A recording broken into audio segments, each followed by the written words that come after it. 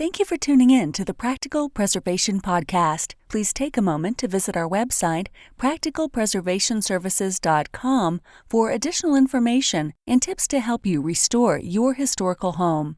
If you've not done so, please subscribe to us on iTunes, Stitcher, or SoundCloud, and also like us on Facebook. Welcome to the Practical Preservation Podcast, hosted by Danielle and Jonathan Kepperling. Kepperling Preservation Services is a family-owned business based in Lancaster, Pennsylvania, dedicated to the preservation of our built architectural history for today's use as well as future generations. Our weekly podcast provides you with expert advice specific to the unique needs of renovating a historic home, educating by sharing our From the Trenches preservation knowledge and our guests' expertise, balancing modern needs while maintaining the historical significance, character, and beauty of your period home.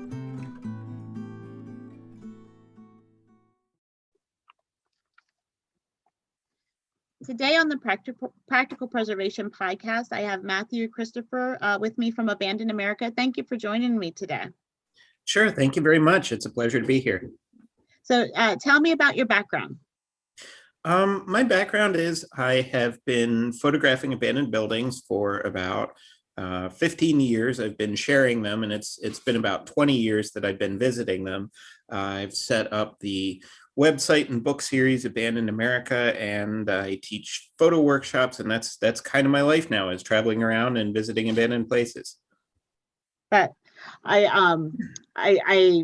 I mentioned when we were prepping for this that I have bought your book as presents, and I followed your page. And the one of the ladies that used to work in our office, she loves abandoned buildings, and that's who I bought the book for. And I told her that I was interviewing you today, and she was so excited. So Okay. Yeah. I hope she liked it. Yeah. Oh, I think she loves abandoned buildings. She tries to get me to go to abandoned buildings with her. I'm not that brave. So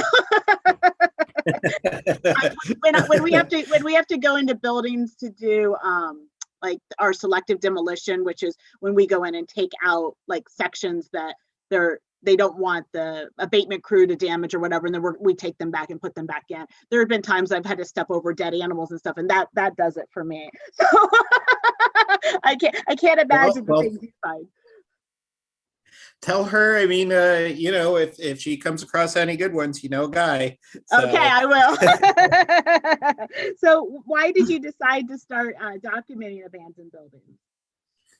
I got into this, I started working in the mental health field, and I really didn't have much of a background in that, to be honest. It was something I did just right out of undergrad and college.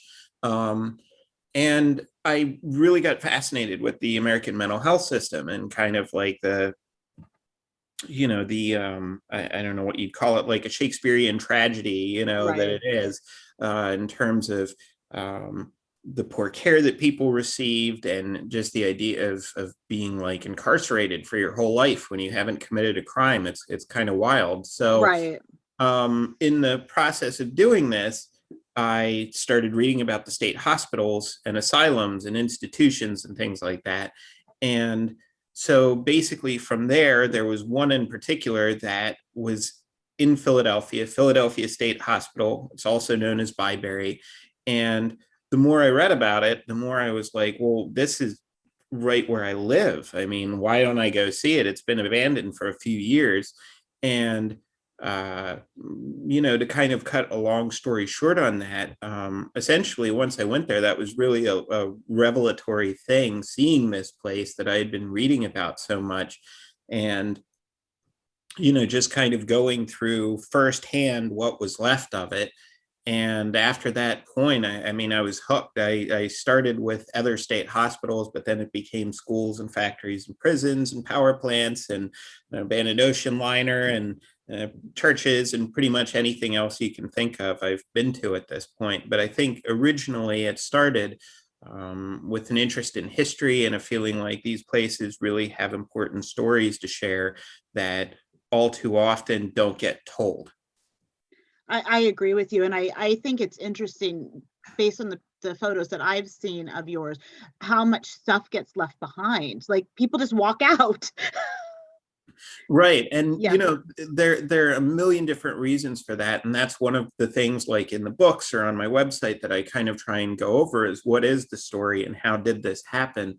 But for example, like if you have a business and they go through bankruptcy, there was an abandoned coat factory in my first book that had thousands. I really think thousands is a fair estimate of coats that were high end. They were all in their plastic slip covers still, and they were really in good condition. I mean, these are things that you would be paying, a good price for it, like Nordstrom. Right. And the reason is they went bankrupt. They all of that stuff is kind of like collateral on debt, but it's worthless to a bank. I mean, they're not going to go into the coat selling business. Right.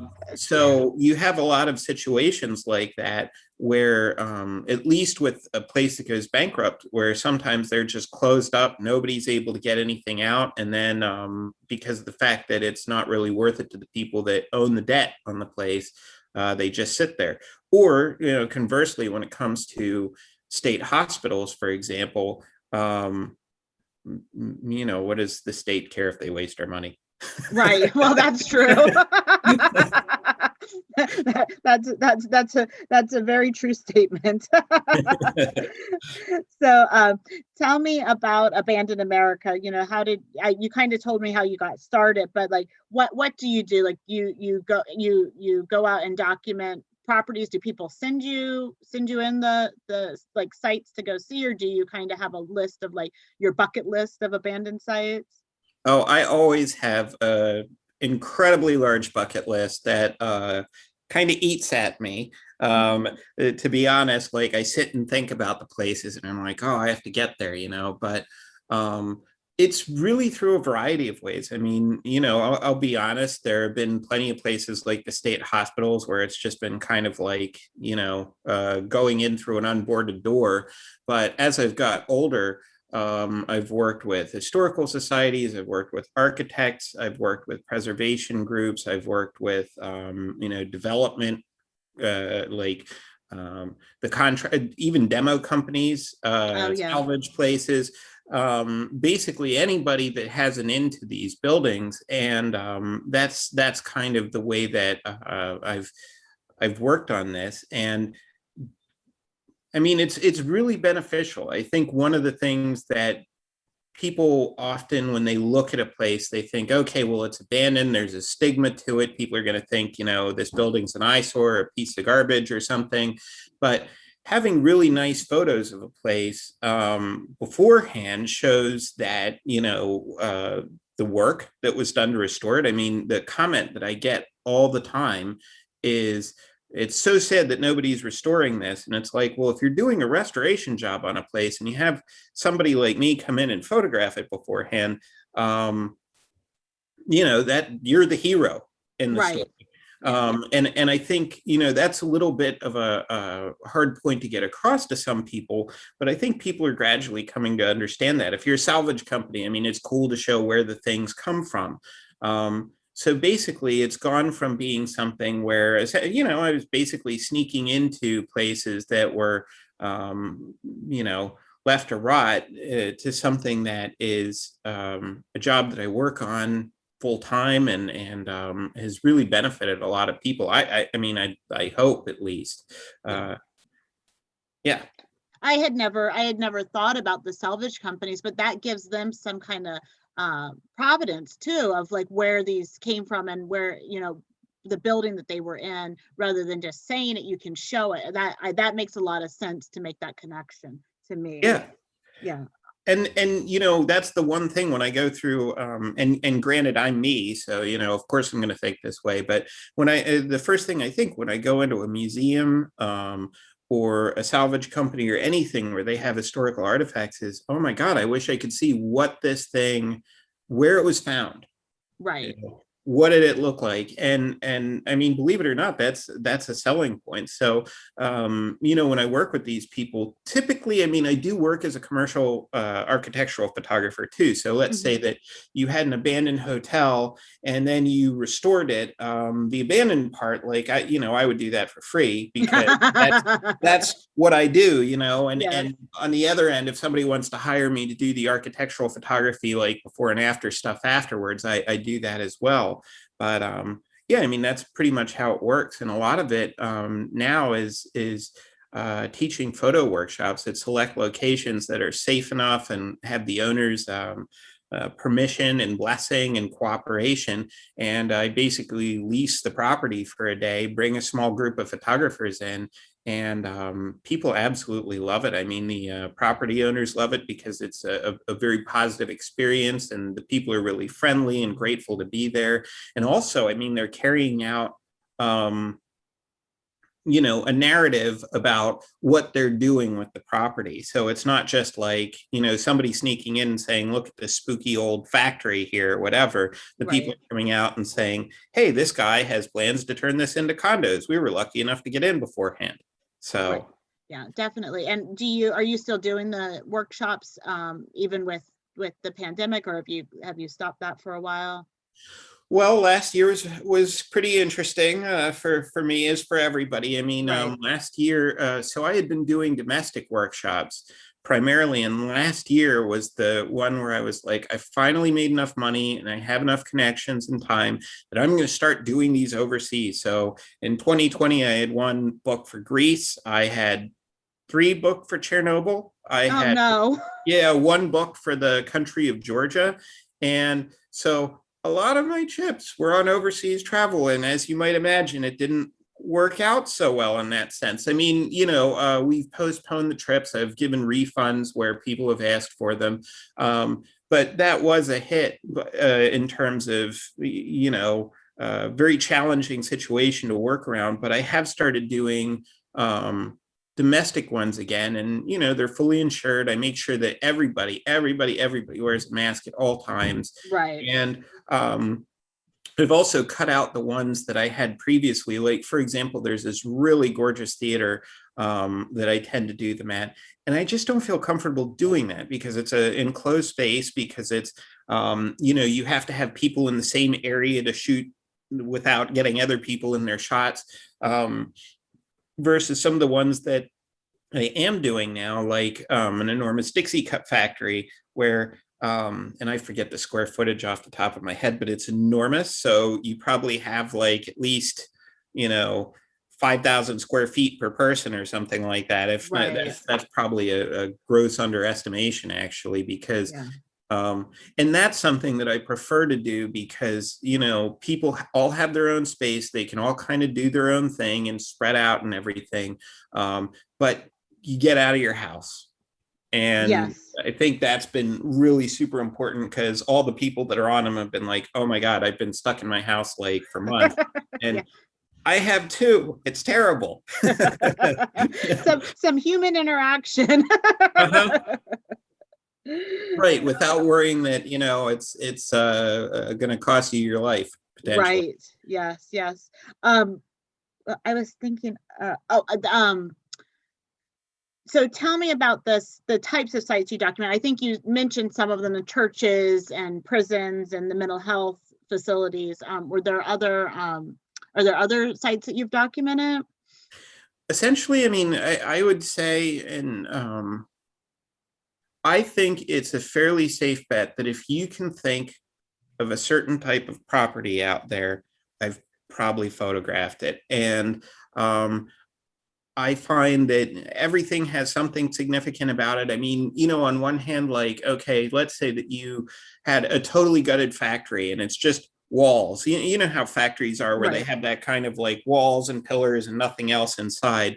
That probably wouldn't really be as photographically interesting, but there's really no sort of property that I can't find something of value in other than that, as long as there's some sort of trace left behind. Yeah, I mean, like I said, I'm sort of trying to think if there's anything that's on my list that I haven't gone to. I mean, maybe like, I don't know, a palace. Uh, Actually, that's not true. India. I was in a palace in India. So, um, yeah, but I would think really I've covered pretty much as many of the bases as I can. And I think that I know that you do some modern buildings like you did. Is there, you've done a mall, correct? Like a mall Mhm. that's empty. But I think the work that you do on the older buildings really highlights, how our public buildings used to be constructed. Some of the architectural features. I mean, I've gone on the tour of Eastern Penitentiary, and there's architectural features in there that you wouldn't think to put in a institution now, an institutional facility. So I think that's really interesting, and it shows, kind of maybe different values, different things, how our values have shifted.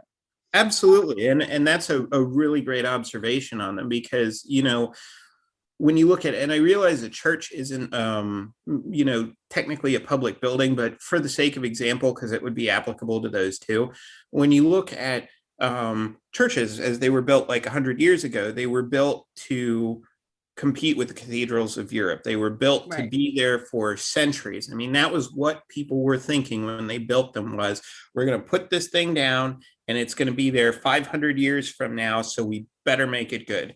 And it was the same thing if you were building a grand courthouse or, all of these buildings were built with the idea of permanence, but also with, I don't know how to put it, like showing a stake in the communities Right. and current architecture, I mean, is really designed to be disposable. Like you build an Applebee's specifically so that you can recycle it when you're done, or you can take the Applebee's sign off and put a Ruby Tuesday sign on or something Right. like that. Yeah.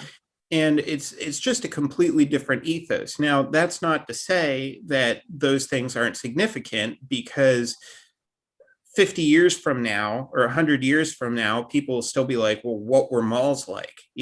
Right. But yeah, that idea of a lifespan of a building is just completely shot. I mean, there's no such thing anymore. No, and I agree. And the struggle, like, because we're getting into the point, because the National Register is 50 years usually starts to make a building significant. So we're getting into like the split levels and the ranchers from the mid-century modern era, but those materials were not made to be durable like like using the more traditional material. So it's really an interesting conundrum within preservation, I because love reading about that. Yeah. yeah, yeah. So I oh, sorry, go ahead. Oh no, that's okay. I didn't mean to cut you off. I was going to say, go ahead. Yeah. You look like you were going to say something else on that. No, go ahead. I was gonna ask you about your other stuff, so you can tell me what you were thinking about the Oh, I just think it's a super interesting subject. I mean, I love seeing people debate like brutalism, yes. and we should save it, but we hate it, that kind of. Right. Well, yeah, yesterday I was talking to my dad, and we all worked together until like 3 or 4 years ago when my parents retired. So I was chatting with him when I was having lunch yesterday, and he was like, well, in my opinion, there's really hasn't been an architectural style since the Victorians. And I started listing the architectural styles since the Victorians. And he's like, oh, yeah, that is true. Oh man, I said that to the wrong person. That's funny. Architectural styles that he likes. Maybe that should be what he. Yeah, So, yeah. yeah. So tell me about your books and your prints and your workshops, the different things that you do in addition to your photography. Sure. I mean, as I mentioned with the workshops, they're usually set up in abandoned places that are safe enough, and where the owners are interested in sharing their place with people and sort of having people come in. I've done them in, oh my gosh, a bunch of different places. I mean, I think this is my 8th year. It is my 8th year. I've done them at like Scranton Lace in Scranton, Pennsylvania, Dixie very cool. Factory in Allentown, the SS United States, which is a abandoned ocean liner. I did that very early on, and if anybody's wondering, no, that one's out of the rotation. Sorry. Let me think. Kerry Furnaces in the Pittsburgh area. I've done one at a trolley graveyard, an abandoned silk mill.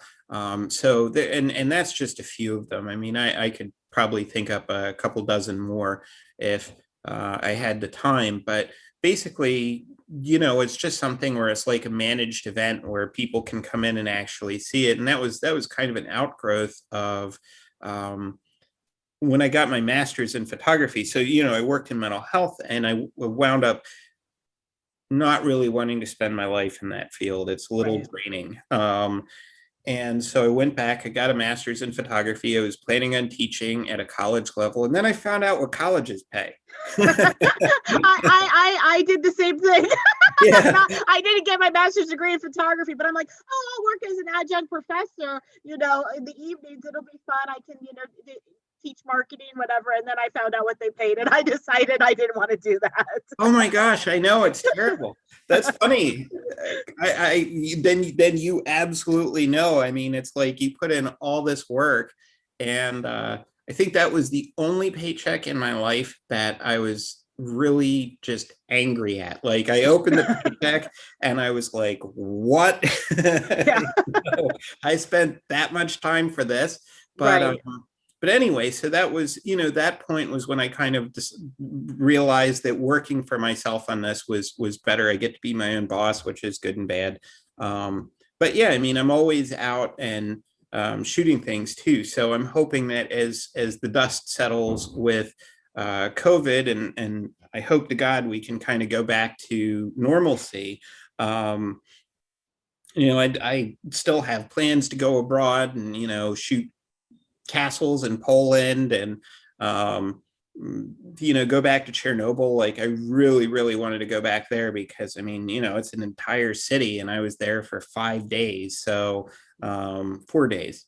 And yeah, I mean, there's just no way that you can see everything or experience it completely in that amount of time. But yeah, it's interesting. I don't think there are very many people out there that have got to a point where they can really say, like, this is my career. And when people ask me that and I tell them, they're always kind of like, really? Are you sure you don't do something like for your real job? What is your real job? That's funny. Oh, I don't usually ask people, but I often will. Like, if somebody has something interesting that they're doing, I'm like, I wonder how that works. Like, I try to figure out the business model, but that's kind of how my mind works. But I can see your business model, so I haven't really wondered. Well, I mean, I think with any freelancer, you put a lot of lines in the water and hope you catch enough fish, Yes, I mean, yeah. and so the workshops might be one of the main tent pole, but like you said, I sell prints of the work that I do. I have books that I sell. I do lectures. So it's kind of like that's the plus and minus of being your own boss. The plus is that I don't have to get up at like 6 a.m, but the minus is that if I don't do the work, it doesn't get done. So right. That's very true. And there's nobody to yell at but yourself. Yeah, exactly. Yeah. So what trends or challenges do you see in kind of what you see in preservation? Oh boy. I mean, I think there's a lot. I think for one thing, there's a model that looks at places solely for immediate financial gain and loss rather than long-term benefit. So, for example, talking about that grand old cathedral that people built in their neighborhood. I don't know why I'm on a church rip today, but whatever. That's okay. Just roll with it. Or okay, I mean, we could even use like a huge state hospital for that, and you say, okay, well, it'd be cheaper to tear this down and to just rebuild something else there. But the preservation aspect of it really has, I think, more of an investment in the community. I think people are more drawn to places like that. They're landmarks. And one of the things that I feel that people are already kind of finding out as time goes on is that when you have communities like one of the ones in Pennsylvania that I always think of is like Jim Thorpe. Yeah. Have you ever been there? I have. Then it's like a really beautiful little town where they kept a lot of their historic buildings, and people go there because it's neat to see all of that. Right. It's a unique area. Whereas, if you flatten an area and build a bunch of strip malls that you could see literally anywhere in the United States, there's no draw for people to go there. Right. But getting people to realize the value of those things is really, really tough, especially when you're just thinking in terms of like immediate financial gain. And for example, in Philadelphia, which is where I live, I love Philadelphia. It's a fantastic city, and it's the first World Heritage city in the U.S., I believe. But it's like every time I go into the middle of the city, I'm like, where'd that block go? They just tore it down. Goodness, yeah. And you can't replace things like that. They're finite. So, for example, with Philadelphia, I mean, they already destroyed the last of the movie palaces, the Boyd that was there, and you don't get it back when it's gone. Right. So yeah, that I gone. think. Yeah, it's that, when you're talking about challenges, I think the fact that that you're competing with a short-term ledger on things, and B, that convincing people of the long-term value can be really difficult. And then C, sorry about that, package delivery, C, when it's gone, it's gone. So no, I totally, and I appreciate your work because you do go in as you're fighting demolition by neglect in a lot of these places that are completely abandoned, that are are not, people are not working on redevelopment or whatever. You're that the next time you go, you could have lost a wall. You know what I mean? Like it's the building is just deteriorating. Right. Yeah, exactly. I mean, time is very cruel, and it's Richard Nickel, one of my favorite photographers of abandoned places. He did a lot of Louis Sullivan's buildings in Chicago as they were being torn down during the urban renewal, said, paraphrasing, great architecture has two enemies, water and stupid men. Yes. And, I think exactly over time, it gets harder and harder to do. But the flip side of that is that people don't realize how many treasures we have that were just about lost. For example, the Ellis Island Immigration Museum. I always think of that one. I mean, that was in horrible shape when Lee Iacocca, I think, was the one who paid the money to restore it. Yeah, and that was and that should have been, that should have been a national park site. It tells the story of a large portion of immigration into America. It's kind of it's interesting sometimes where the priorities are, at least initially. So is there anything that you thought of while we were talking that maybe I didn't think to ask you, or that you wanted to share? I mean, no, you really covered a lot of great bases. I could talk about this for hours, but and I think you have a lot of really good observations about this stuff, because I think a lot of people tend to look at it a bit more superficially, and you can tell it's something that you have that kind of background and understanding of. So I think really, I mean, the only thing would be that if you want to follow my work, it's on social media. If you look me up as Abandoned America, I'm on pretty much everything as that. If you Google Abandoned America, you can go to my website, abandonedamerica.us. It's good for wasting a lot of time because there are a lot of galleries on it. So And yeah, I mean, I have like the books and workshops and everything like that, but people come to those when they're interested. I would just Yes. say maybe perhaps that if any of your listeners are people that are working with restoration or do have access to these places, maybe consider getting in touch with me. My email is admin@madeinaamerica.org. And again, you can find that on the website, but if you have access to a place like that, I'd love to talk to somebody who does about that, because Oh, definitely.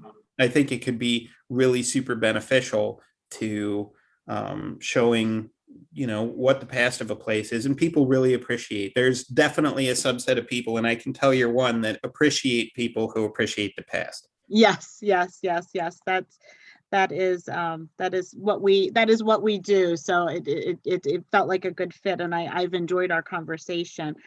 Your workshops and those other things are on the website also for if They somebody are. was interested. Okay, very good.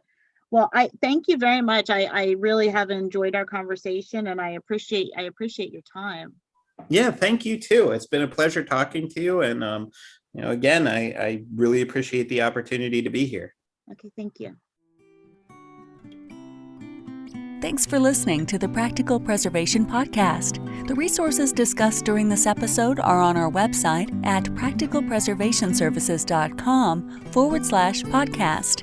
If you received value from this episode and know someone else that will get value from it as well, please share it with them.